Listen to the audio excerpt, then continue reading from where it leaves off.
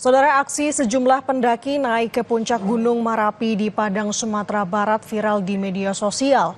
Pasalnya aktivitas pendakian Gunung Marapi saat ini ditutup karena berstatus level 3 atau siaga.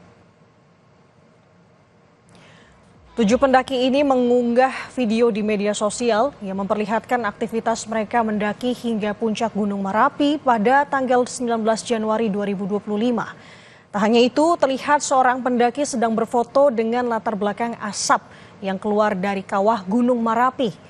Padahal Gunung Marapi saat ini berbahaya untuk aktivitas di dalam radius hingga 4,5 km dari kawah karena aktivitas abu vulkanik.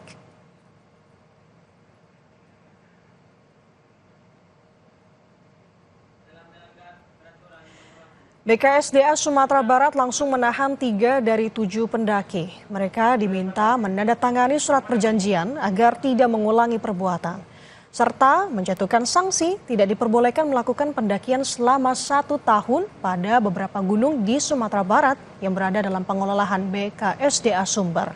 Sementara 4 pendaki lainnya diimbau untuk segera datang ke kantor BKSDA guna mempertanggungjawabkan perbuatan mereka.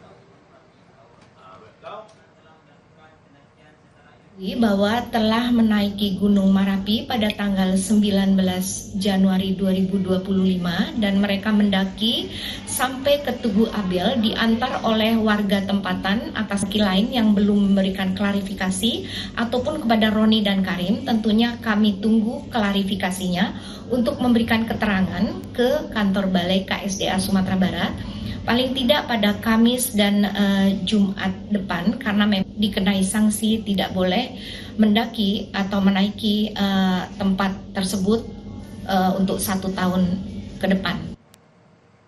Saudara, Sabtu malam jenazah Oshima Yukari, korban kebakaran Glodok Plaza, diserahkan ke pihak keluarga.